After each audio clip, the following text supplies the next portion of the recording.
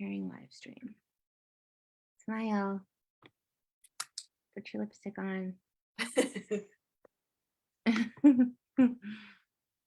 Everyone's used to that. Like, I'm always putting lipstick on for lives. So I like it. You have like a signature. yeah, it kind of is. Every time I put lipstick on is usually when I'm going live. And here we are live.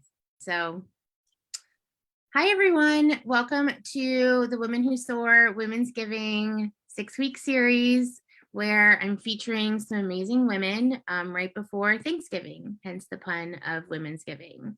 So if you are with us live today, please come in and say hello. Say hello to me, say hello to Rachel, and listen in, because this is going to be a really great, inspiring session. Interview style, we're going to have a conversation. We're going to learn all about Rachel. We're going to learn all about herself personally, professionally, her business now, and what led her up to her business. So yeah, so get ready for a really great conversation. As mentioned, if you're just coming in, say hello, tell us that you're here. We want to hear from you. Yeah, so welcome, Rachel. Thank you so much for hopping in on your Friday morning or afternoon or evening. Who knows what time zone people are in anymore. I think it's early morning for you, right? Yeah, I'm in Central. Yeah, so it's early morning. Yeah, so you just rolled out of bed. You look really good for rolling out of bed. Well, thank you. Luckily, my kids have to go to school, so that gets me up earlier. So I've been up. So there's that. Oh, okay, cool. So yeah, so for introduction, I'd love for you just to introduce yourself, share a little bit about who you are and what your business is, and then we'll really dig in. Yeah, so I am Rachel Peveyra. I'm the founder and chief strategist at Mastermind Business Services, which is an operations support agency and consultancy. Our mission here at MBS is to change the world through operations, and we do that using my framework based on process, tech, and people, which we take our small business and nonprofit clients through. Wonderful. So that sounds so over my head. As you know, like whenever I talk to Rachel, I'm like, okay, you got to talk to me like a human, or you got to talk to me like in kindergarten, because Rachel has like this, she's superhuman smart. Like every time I talk to you, I'm like, what? Like, what? You've seen me do that too. You've seen Thank you. It's so smart. Yeah, and so how amazing that you have been able to tap into that, because we're going to get to know about you and your story that led up to that. So that's pretty much the first question I like to ask is how and what happened in your life that led you to your business, and share the details. Oh, grab your coffee, guys. Okay, so hi. I like it. I'm not a coffee person, but I have my hydration water right here. Gotta stay hydrated. So I can have coffee, or not coffee, but caffeine in 30 minutes. So I was always one of those kids who was very motivated, ambitious. When I was 11, and I distinctly remember this, I made a list of 20 things that I wanted to accomplish before I was 30, which it's a little type A abnormal, but it's also like super abnormal. Only one of the things on the list was to become a triple threat, like, me or J-Lo. But I wanted to get my MBA. I wanted to go to law school. I wanted to start a private practice firm. I wanted to do pro bono work, and I wanted to get into politics before I was 30. 11-year-old me was ambitious. Yes. Well, I took that list and I pinned it up on the corkboard in my room, and it was in my room for the next 7 years. Like, that was just up there. So I would look at it every day, and I made a lot of decisions to get myself to that place. I took dual credit classes in high school so that I would have college credits. I spent a summer in high school at a college university getting college credits. Like, I was working full time by the end of my junior year in high school. Like, I was very, very driven, very focused. And I managed to get some great scholarships to my top university choices, and everything was going, it was on track. And as you guys can tell, we're about to say where the rocket launch didn't happen. So I wound up getting pregnant March of my high school graduation year, senior year. So that year, graduating in June, got pregnant in March. So that changed the whole trajectory of everything. My high school boyfriend and I weren't really meant to be a forever thing. And I knew that, like, you know, it was high school, and like I'd been like, we knew like we were gonna go our separate ways. He had different goals than I did. And like, it was just, that's what it was gonna be. And then surprise, no, you're not forever bound. And so that kind of changed everything. My family was very unhappy and very not supportive. So I basically had to move in with my ex. Well, at the time, my boyfriend and his family, because I couldn't stay at my house. And so I was working full time through that summer, very pregnant, and his family was, I grew up very like upper middle class, and his family was not. They were immigrants and migrant workers. So we were living on a chicken farm and like doing yeah. So that's a big shift. That's a big shift. And so I actually wound up going into premature labor with my daughter, and I had to get life flighted to a better hospital, and I was in the hospital for days, like on all this medication, and we were able to stop my labor, but I couldn't work. Like I was on bed rest, like I was not able to go to work.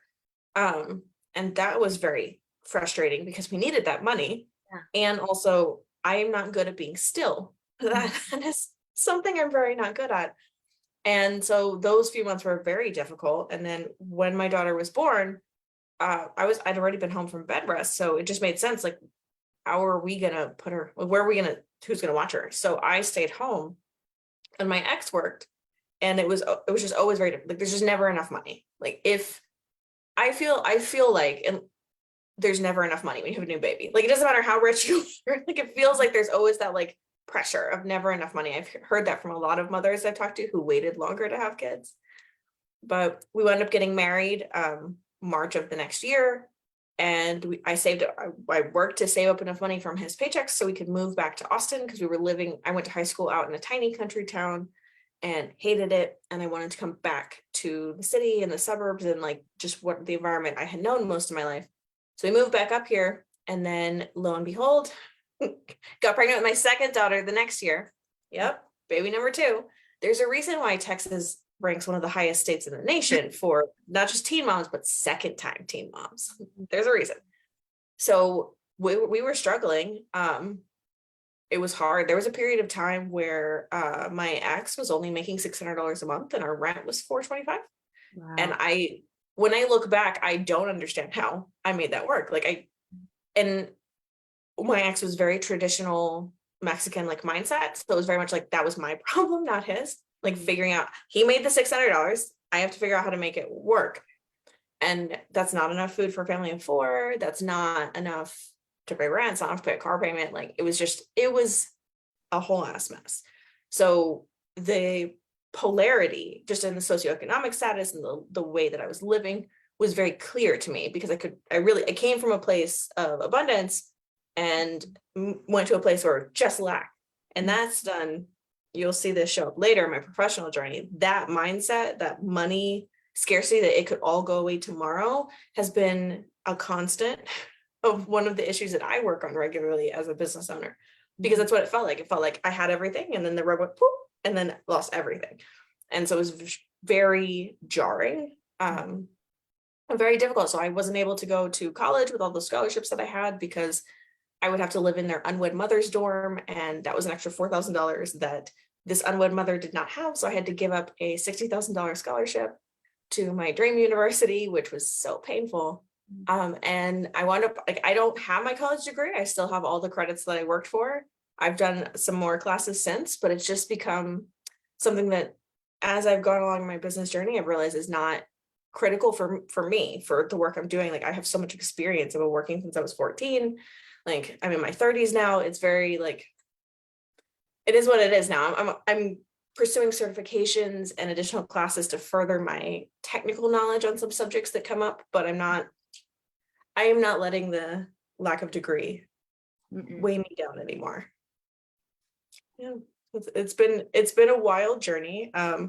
It's just the first 2 years of my adulthood. And by the time my youngest daughter was 1, we just couldn't financially sustain me staying home anymore. And the holidays were coming up, and it was my oldest daughter. She was going to be 3, so she's really going to start remembering that we were, I would take every little tiny thing we were gifting her and wrap it to look like more presents. And so I wanted to get a job, so I found a seasonal worker job at Toys R Us. I was working, supposed to be a seasonal worker. They gave a 10% discount. I was like, this is perfect. Just dream. I started mid-October of 2011. And by January of 2012, I was the front end department supervisor, running the cashiers, manager in charge, running the returns desk, running the cash office. Like, it just happened so fast. And I just was so naturally good at it. And it gave me the confidence to start believing in myself that maybe I didn't have to stay in my crappy marriage, and like, maybe I could do this on my own. And so when I had an opportunity to change over to Reebok, they were offering me another like $3 an hour, which is a big deal. Right. Yeah. Yeah. When you're hourly, like $3 an hour. So I took a step down at Toys R Us, back down to an associate, and took that shift leader job at Reebok. So I had 2 retail jobs now. So I was like, I can afford McDonald's. Like, what do you mean? I can pay my bills and go out to eat at McDonald's. And like not the value menu. You can like order off of McDonald's, not the value. Yeah. A Big Mac meal. Yeah. Right. Yeah. It was yeah. It was big. But things between my ex and I were just getting worse and worse. And I think a big part of that is I finally had he wasn't my only option anymore. And so the things that I was tolerating, I wasn't tolerating anymore. Mm-hmm. And as our relationship kind of spiraled into a dumpster fire, I really was coming more into myself. And so when he finally moved out, I met my now wife in this tumultuous time. And that was crazy too, of like, I've known that I identified bi at the time. I've known that I wasn't a heteronormative straight person since I was 15, but visibly living as a queer person was new to me. And it was very scary, very overwhelming. And, the divorce was difficult, took us years because neither of us could like really afford an attorney, but we didn't agree on a lot of things. So it was like, as we could make installment payments, one attorney would send over something, that would make another payment, and the attorney sent it back. So it took like 2 years, which is crazy because we didn't have any assets. Mm-hmm. Like, I distinctly remember, this is how bad it got, like sitting, dividing out the DVDs, and like, that's yeah. And like, he's like, I want this one. And I was like, no, I want this one. This one's my movie. And she was just my friend at the time. She was like, what? Just, I'll buy it for you. So you stop fighting. $15. $5, buy the DVD. Yeah. I was like, yeah, it was the level of petty that we got to. It was very, very contentious. And, our kids were 18 months and 3. So it was just a difficult time all around. That led me to finding a job that was a little more stable and not 2 retail jobs. So I took a job in finance, specifically title loans. I know, devil. But it was 6 days a week, but it was regular hours, and I had every Sunday off, which, I mean, I wasn't getting home at 11 o'clock and I didn't have to work 2 jobs. So I was like, this is a win. That's a win. It was not a win, but at the time it felt like a win.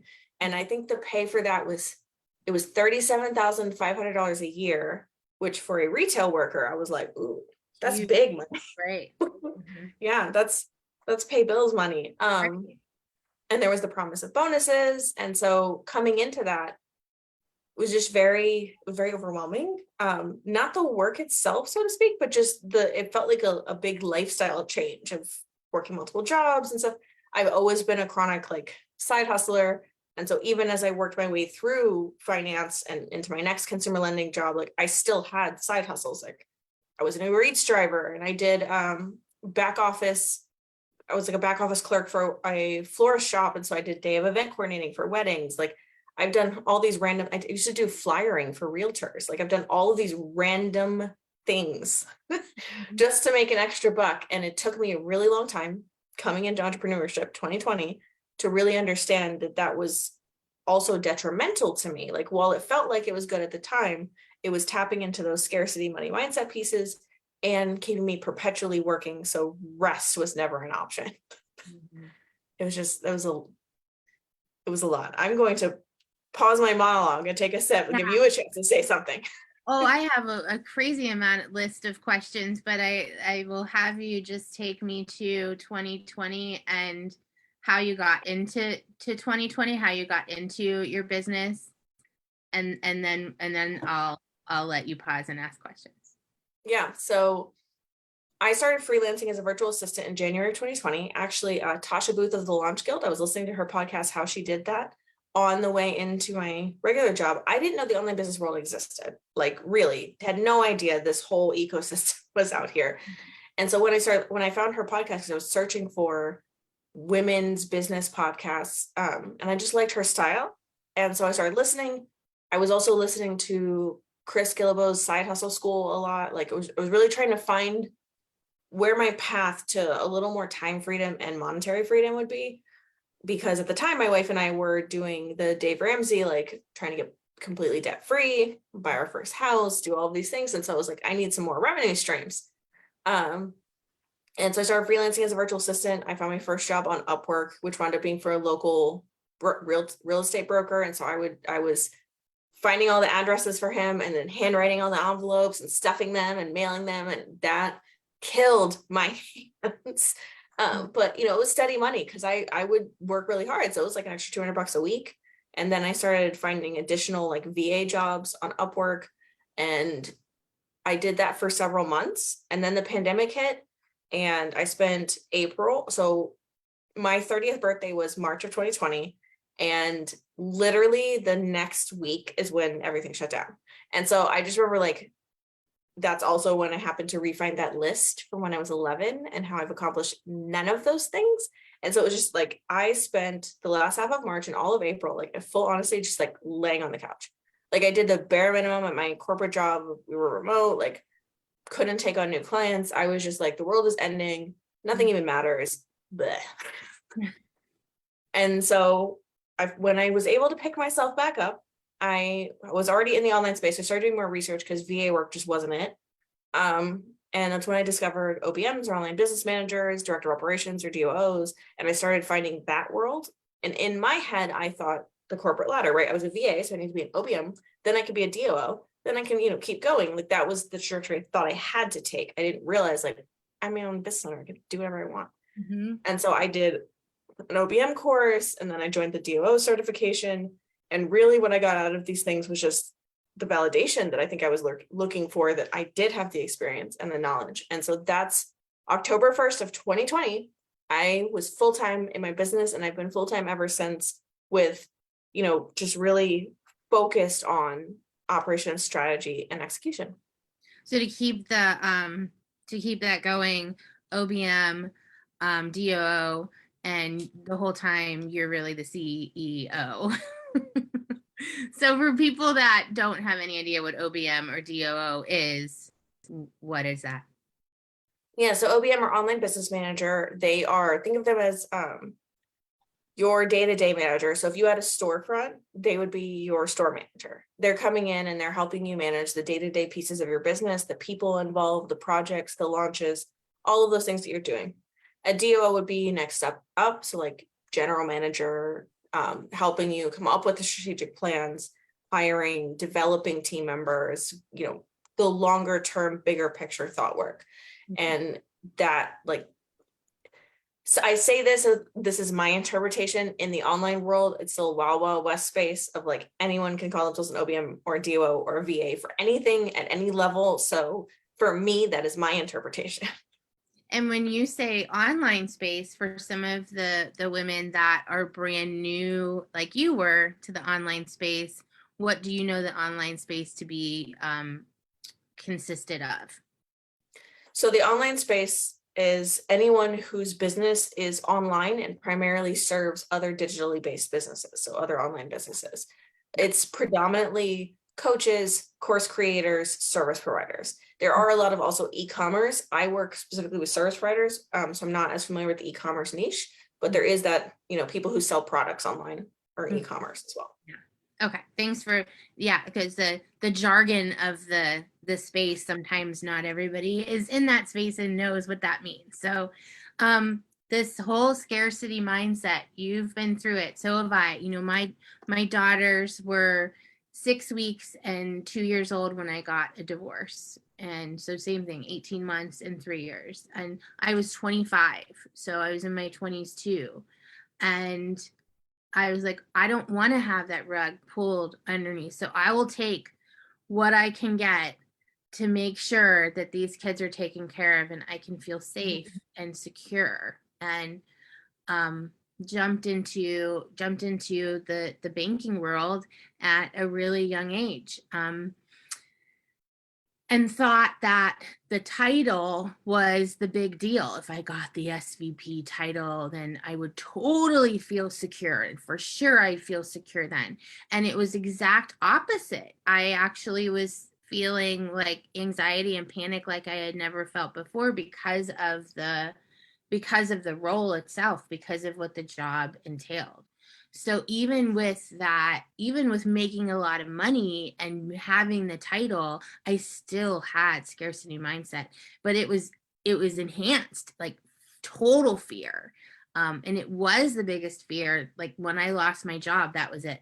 So I want to ask you how, when you went through all of these years of figuring out self-sufficiency and figuring out how to do this and take care of your kids and all of those things, um, how did you work through the scarcity mindset? What were the things, or when was that moment? Did you have a moment of clarity or a moment of like, oh my God, the security is actually right here. Like it's right here. It's not there and it's here. Have you gone through that? Yeah, it's actually been a very recent moment. Because my like very real, like the way I dealt with everything that was happening was just dissociate. Like I needed to get things done, so I needed the emotional detachment from the situation. And so it wasn't until I was like physically and emotionally safe that I could process through all of this. And so in the last few years is really but when I've started realizing how it's shown up for me. And then no journey of self-discovery greater than entrepreneurship. So it started showing up in my business where, when I first started, I was charging people $10 an hour. Keep in mind, Upwork takes 30% when you're hourly. So I was making $7 an hour and I was helping people like strategically plan their business and doing sales and social media. Like literally, it's ridiculous when I think about it, but also like that's what I thought made sense. And even now, like customers tell me, like our clients will be like, you could charge more. Like it still shows up, and I'm cognizant of that. And it's been in the last 18 months that I've really been doing extensive work with a therapist to get to the root of the trauma that has caused that, because I have to work through it to get past it. Yes. Yes. Act Two, Brene Brown talks about in Rising Strong, that book. I love that book. It's called Rising Strong.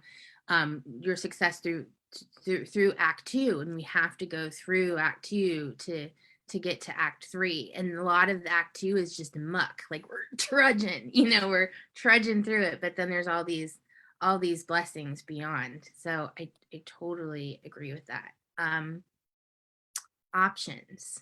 So I too am 25 and I divorced my husband. And I remember the first time I was offered a promotion and I was scared to like, the option was take the promotion and lose all of the assistants, or not take the promotion and keep all the assistants. But if I took the promotion, I wasn't going to, like, I still had to make 3 times the amount of money to not eat ramen every day.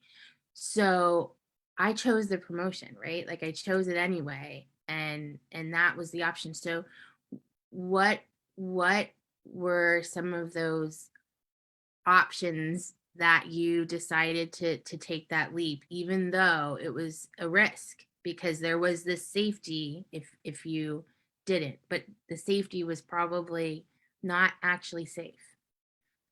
Yeah. So in particular, I remember because when my oldest daughter was born, my ex-husband and I weren't married yet. So I was like an unwed single mother, which the state of Texas is like, yes. Yeah. And I remember the welfare office telling me not to get married and to have more kids because then the state would give me more money. And I was like, that doesn't make sense. I'm confused. Because they would only cover my medical expenses if I was just like dirt poor. Mhm. And so it was like, so I went without like medical insurance for a really long time. And when my ex and I got married, like I just remember like the guy, like the welfare guy scolding me for it. He's like, oh, why'd you get married? Like, it's going to reduce your benefits. And, like it was a lot. And so when I took the job in finance, even though because I was still legally married and Texas recognizes no separation. There's no legal separation state in Texas. You're just like, you're married and then you're divorced. It meant that the food stamps I was on went down to like $120 a month. And there's three of us. So it was like, that seems like a number that I don't understand.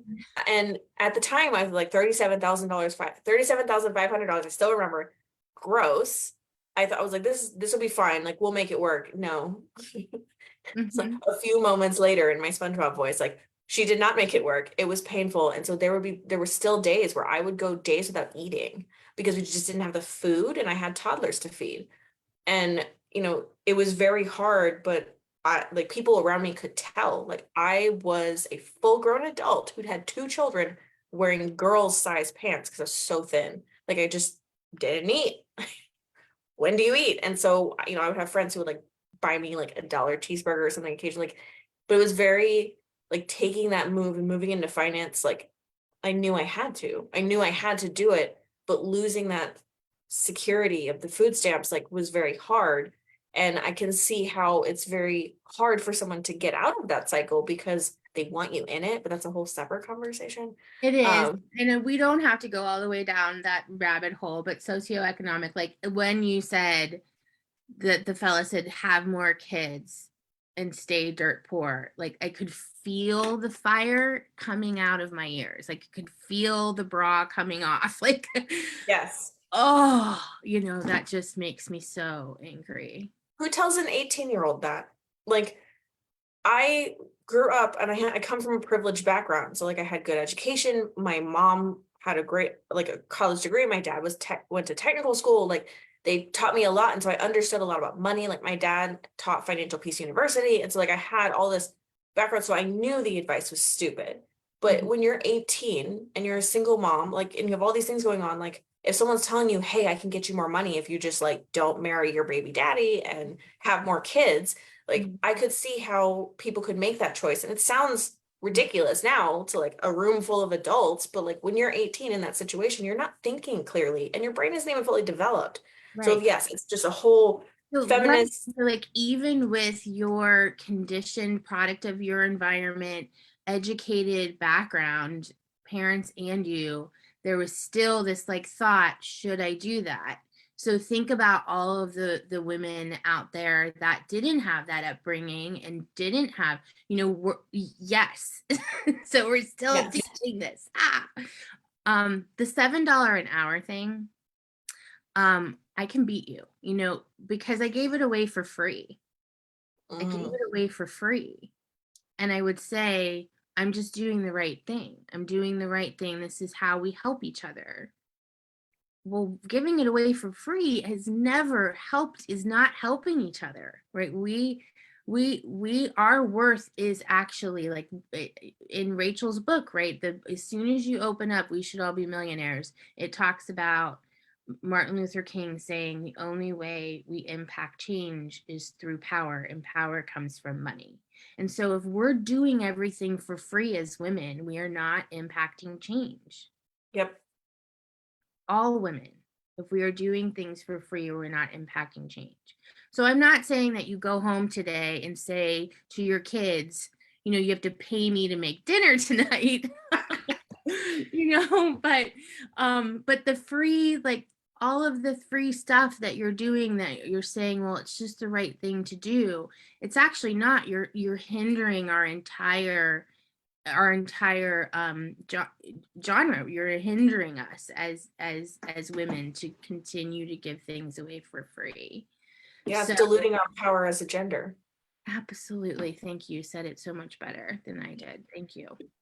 So the degree, the whole like I was 11 and getting the master's, and now knowing that I was talking to someone yesterday and said, nobody cares that I went to Cornell. Like, no one hires me because, oh, she went to Cornell, so she's got to be the best business coach out there, because no one has cared about that at all.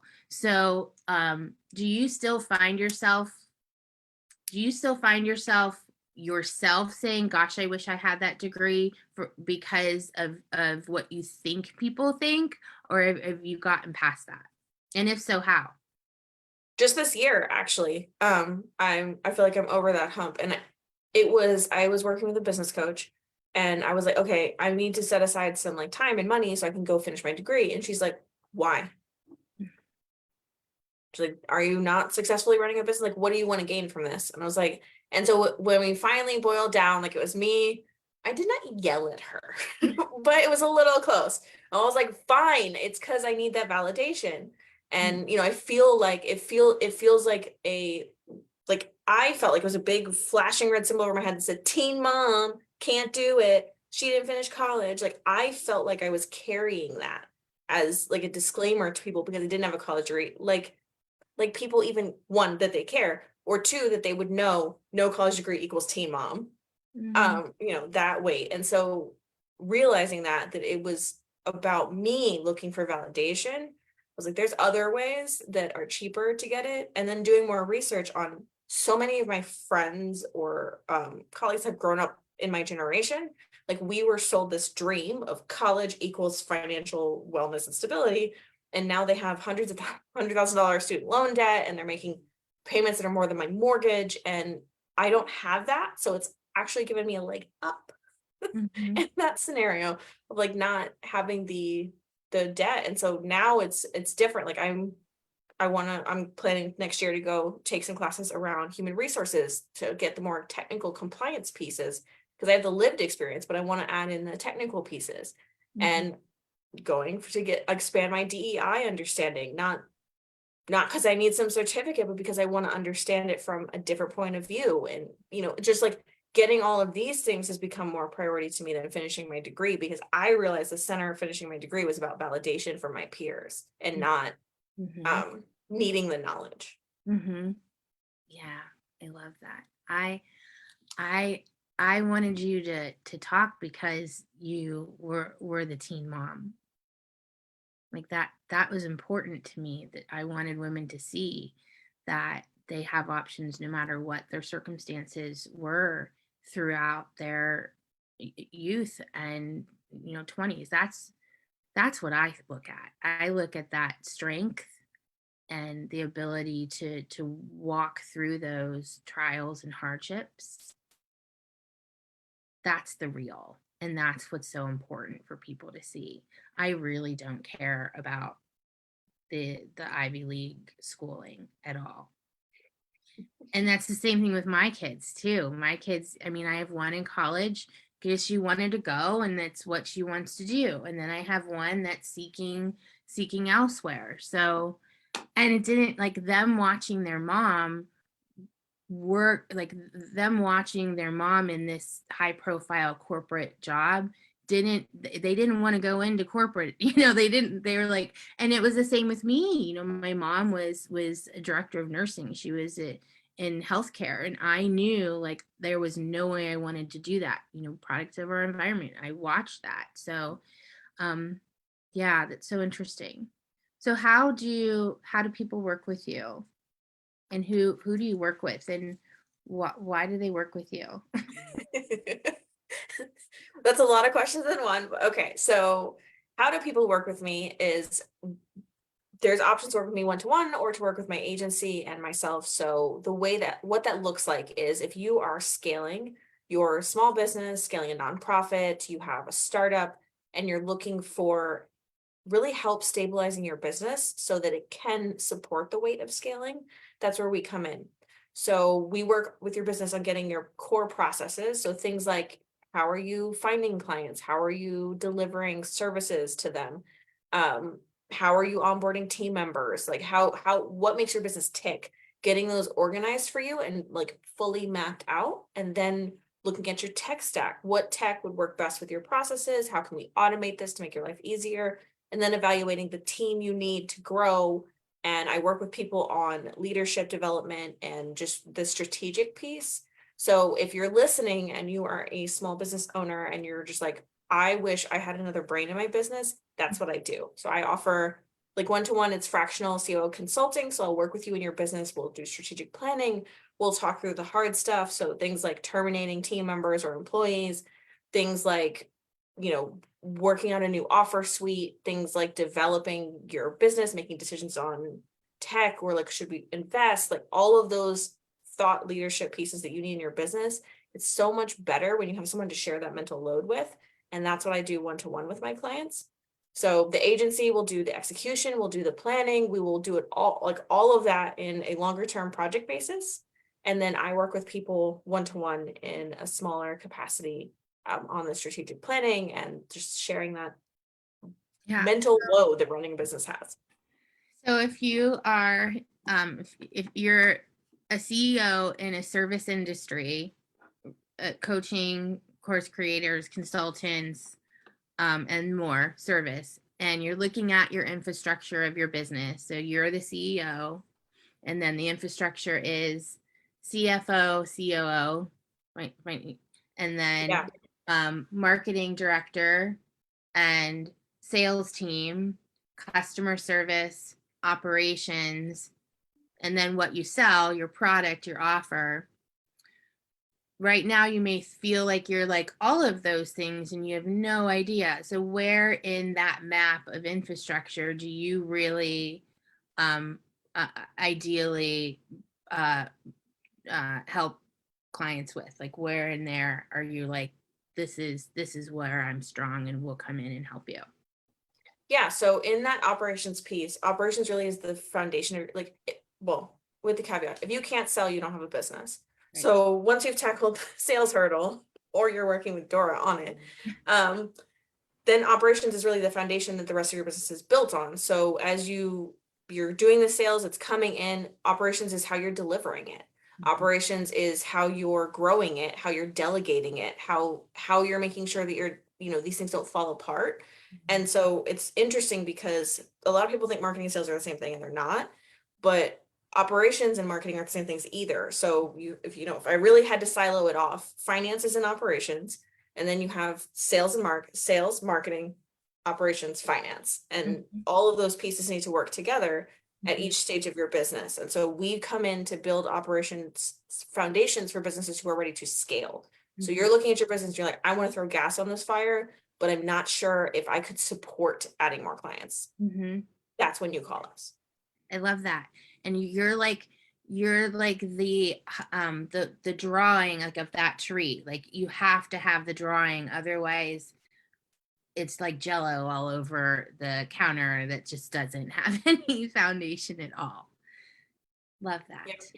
I think the last question I have, and if I can go find it real quick, is oh yes. So lastly, thank you again for coming on. This was lovely. But lastly, who and what inspires you and why?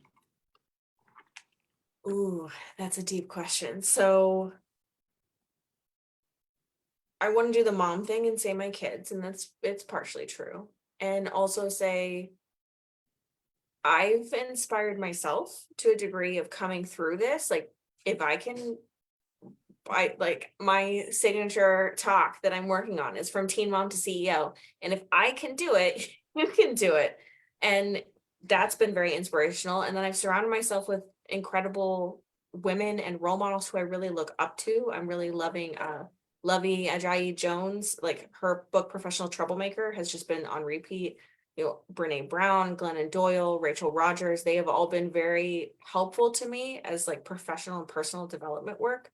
I'm just following their stories and reading the books they put out, and it's been very inspirational. But the core of what I do in my work and what I'm so passionate about is working in the financial space, which I'm sure you can attest to also, you see the inequity. It's so clear, it's black and white, it's really easy to see how the system is designed to keep you where you're at, whether you're wealthy or poor, it's designed to keep you there. And so I really want to be a force for change within that system so that more women, people of color, LGBTQ plus folks can get that wealth so that we can change the power dynamics of the world. And that's really what is the focus of my work. Mic drop. Boom. Oh, this is so great, Rachel. Thank you again. Thanks so much for hopping on our Womenssgiving 6-week series. It was really fun to showcase you today. I hope everyone listening really enjoyed it. Listen to the replay, and have a blessed weekend. Thanks all. Thank you for having me. Bye. All right. This was so nice. I need to stop.